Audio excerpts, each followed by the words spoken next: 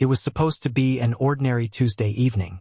I had left work early, eager to surprise Emily with dinner at her favorite Italian restaurant downtown.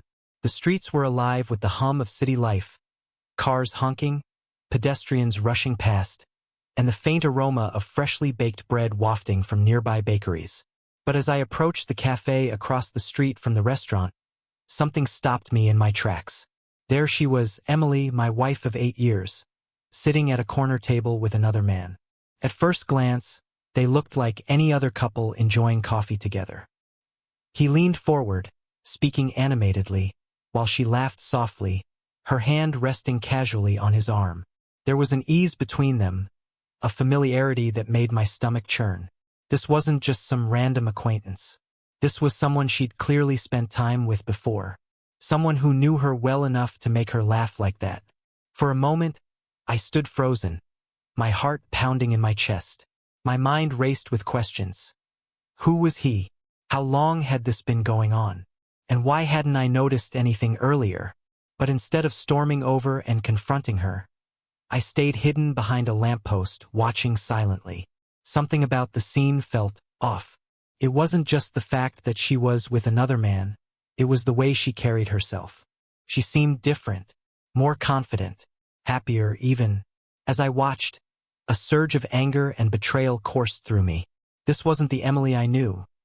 The woman I'd married, the one who used to curl up next to me on the couch after a long day, sharing stories about her job or laughing at silly memes online.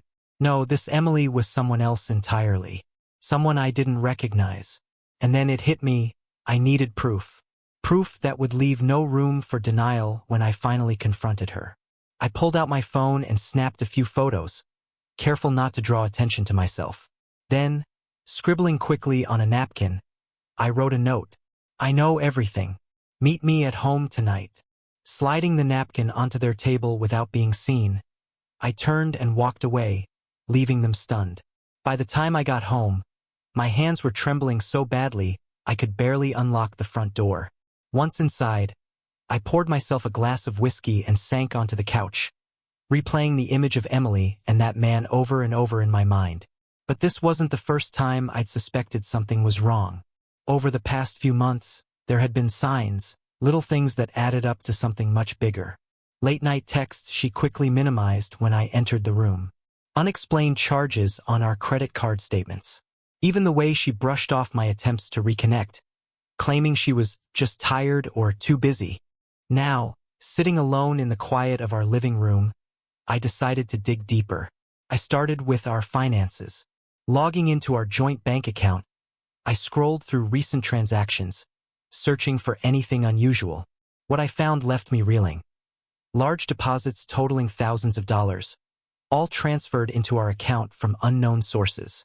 Where had this money come from? Next, I checked her laptop, which she'd left open on the kitchen counter. A quick search revealed a string of emails between her and several men, all filled with flirtatious banter and thinly veiled promises. One email stood out in particular. "You're amazing, Emily. I can't wait to see you again. Let me know how I can help. You deserve the world." Attached to the message was a receipt for a designer handbag worth $2,000. The pieces began falling into place. Emily wasn't just having an affair. She was manipulating these men for financial gain. Each one believed they were special, that she cared about them deeply. Meanwhile, she was playing them like pawns in a game only she understood. Flashbacks flooded my mind, moments where I should have seen the warning signs. Like the time she insisted we upgrade our car despite our tight budget, claiming she'd figured out a way to afford it. Or the expensive vacations she planned, brushing off my concerns about cost with vague assurances that everything's taken care of. How could I have been so blind? As the hours passed, rage gave way to sadness. Sadness not just for what she'd done to me, but for what she'd become. This wasn't the woman I fell in love with. The kind, generous soul who once dreamed of traveling the world and starting a family together. Somewhere along the way, she'd lost herself. And now it was up to me to decide what came next. When Emily finally walked through the door that night, her face was pale, her eyes wide with fear. "You wanted to talk?" she asked cautiously, setting her purse down on the counter. "Yes," I said, my voice cold and steady. "Sit down." She hesitated for a moment, then slowly lowered herself onto the couch across from me. Her hands were clasped tightly in her lap, and she avoided meeting my gaze. "I saw you today," I began, my tone sharp, "at the cafe. With him." Her breath hitched, but she didn't respond. "Who is he, Emily?" I demanded, leaning forward. "And don't lie to me. I already know." For a long moment she didn't speak. Then, with a shaky sigh, she looked up at me, tears welling in her eyes.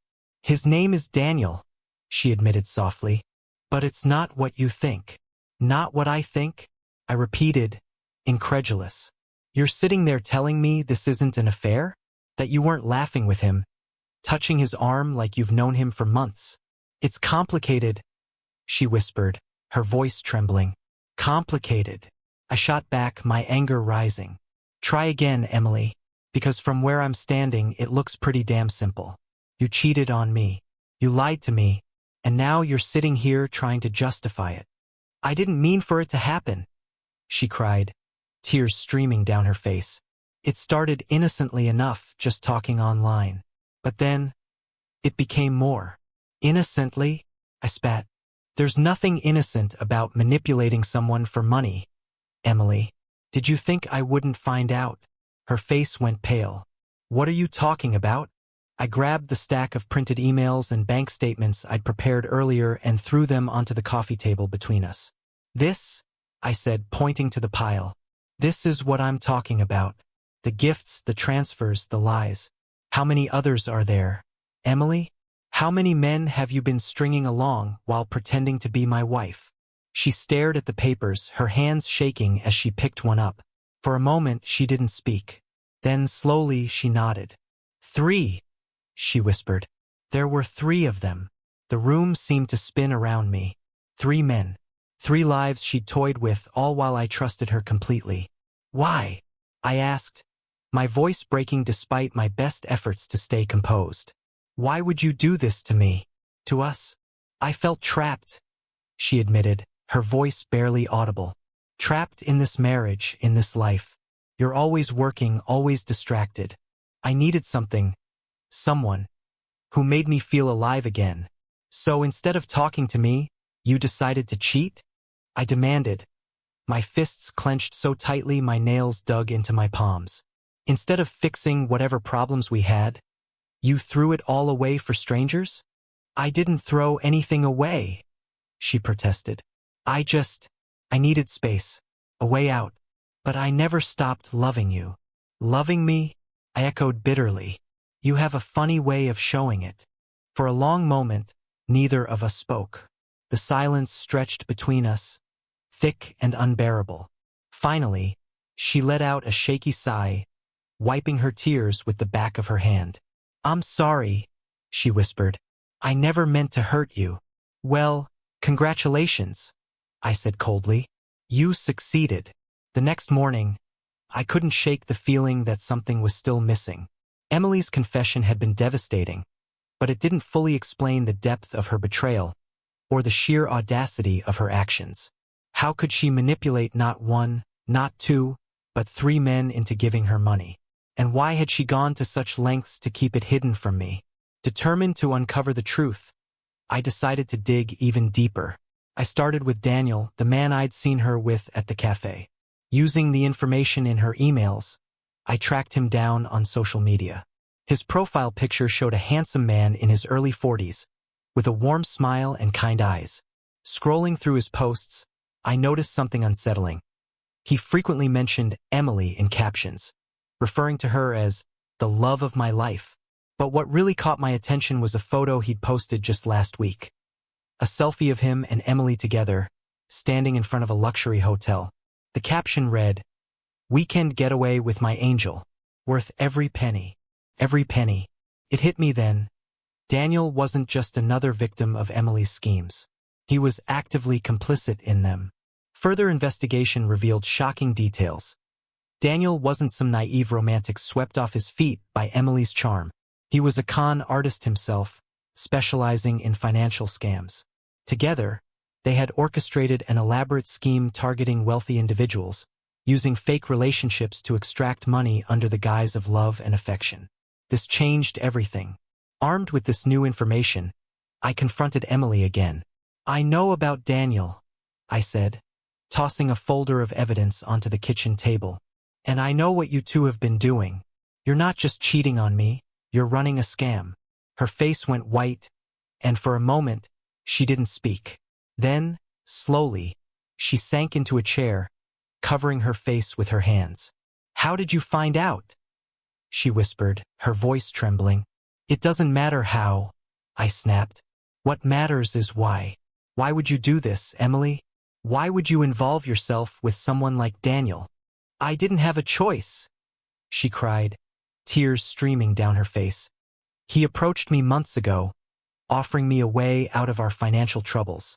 At first, I thought it was harmless, just flirting online to make ends meet. But then, it spiraled out of control." "So you decided to team up with him?" I demanded, incredulous. "To exploit other people for money?" "No," she protested. "It wasn't like that. Daniel promised we'd only target people who could afford it, people who wouldn't miss the money. He said it was easy, painless. I didn't realize how wrong it was until it was too late." "And what about us?" I asked, my voice rising. "Did you ever stop to think about what this would do to me? To our marriage?" "I thought I was protecting you," she shouted, standing up now.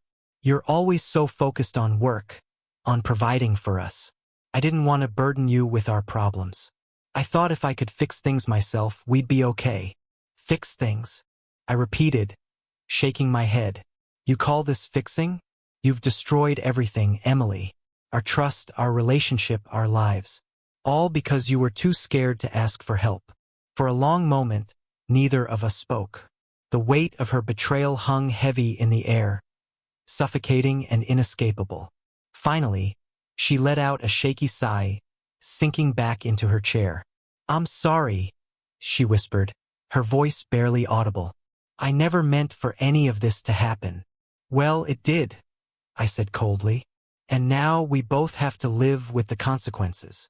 The days that followed were a blur of anger, disbelief, and determination.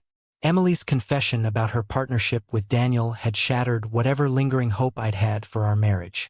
But instead of letting my emotions consume me, I decided to take control of the situation, starting with dismantling their scheme.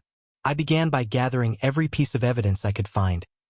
Emails, bank statements, receipts, and screenshots of conversations between Emily, Daniel, and their victims. It wasn't easy. Some of the files were encrypted or hidden in obscure folders on her laptop. But I was relentless, fueled by a mix of rage and resolve. By the end of the week, I had compiled a comprehensive dossier detailing their operation. Next, I contacted the victims one by one. At first, they were skeptical, even defensive. After all, who wants to believe they've been played for a fool? But when I presented them with concrete proof, emails signed with affectionate nicknames, receipts for extravagant gifts, they couldn't deny the truth. One victim, a middle-aged man named Richard, broke down during our phone call. "I thought she loved me," he admitted, his voice choked with emotion. "She told me I was special, that no one had ever treated her the way I did." "She lied to you," I said bluntly, "just like she lied to me." By exposing the scam, I hope to achieve two things: justice for the victims and closure for myself. Watching Emily's web of deceit unravel gave me a sense of empowerment, a way to reclaim the dignity she'd stolen from me. But as satisfying as it felt, revenge wasn't enough to heal the wounds she'd inflicted. One evening, after sending the final email to one of the victims, I sat alone in my study, staring at the pile of documents spread across my desk. For the first time since discovering Emily's betrayal, I allowed myself to reflect, not just on what she'd done, but on my own role in the breakdown of our marriage. Had I neglected her emotionally? Was I so focused on work and financial stability that I failed to see her unhappiness? Flashbacks surfaced, moments where I should have paid closer attention. Like the time she tried to talk to me about her struggles at work, only for me to brush her off with a distracted, "We'll talk later." Or the countless nights we spent side by side, scrolling through our phones instead of connecting with each other. Maybe I hadn't been the perfect husband. Maybe I'd contributed to her feelings of loneliness and entrapment. But even if that were true, it didn't excuse her actions. The next morning I called a lawyer. Divorce papers seemed inevitable now, but before filing anything official I wanted answers. Answers about how far her deception went, and whether there was any chance of salvaging what little remained of our relationship. When Emily walked into the dining room later that day, her face was pale, her eyes red from crying. "What happens now?" she asked softly, sitting across from me. "That depends on you," I replied, sliding the folder of evidence toward her. "You can either come clean about everything, or I'll make sure everyone knows the truth." Her hands trembled as she opened the folder, scanning its contents. "You wouldn't," she whispered, looking up at me with wide eyes. "Try me," I said coldly. For a long moment, neither of us spoke. Then slowly she nodded. "Okay," she said, her voice barely audible. "I'll tell you everything." As the days turned into weeks, Emily's desperation became impossible to ignore. The weight of her actions, and my decision to expose her, crushed her spirit, leaving her a shadow of the woman I once knew. At first, she tried to fight back, pleading with me to reconsider. "Please, Michael," she begged one evening, tears streaming down her face. "I'll do anything to make this right. Just give me another chance." But her words felt hollow now. How could I trust someone who had lied so convincingly, manipulated so ruthlessly? "I gave you chances," I said coldly, not looking up from the papers in front of me. "You threw them all away." She flinched at my tone, sinking onto the couch with a defeated sigh. For a moment, she didn't speak. Then, softly, she whispered, "You don't understand what it's like to feel invisible, unimportant, to be married to someone who doesn't see you anymore." Her confession hit a nerve, forcing me to confront uncomfortable truths about our relationship. Had I really been that blind, that absent?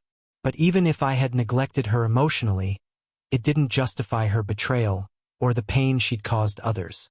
Things escalated quickly after that. Once word got out about the scam, Daniel disappeared, leaving Emily to face the fallout alone. One by one, their victims came forward, demanding answers and restitution. Some threatened legal action. Others simply cut ties, leaving her isolated and humiliated. Desperation drove her to extremes. She showed up at my office unannounced, begging for forgiveness. She sent long, tearful texts apologizing over and over again. Once, she even tried seducing me, wearing the lingerie I used to love. But nothing worked. Every attempt she made to win me back only reminded me of what she'd done. Forgiveness wasn't an option, not now, maybe not ever. By the end of the month, I'd moved out, renting a small apartment downtown. It wasn't much, but it was mine.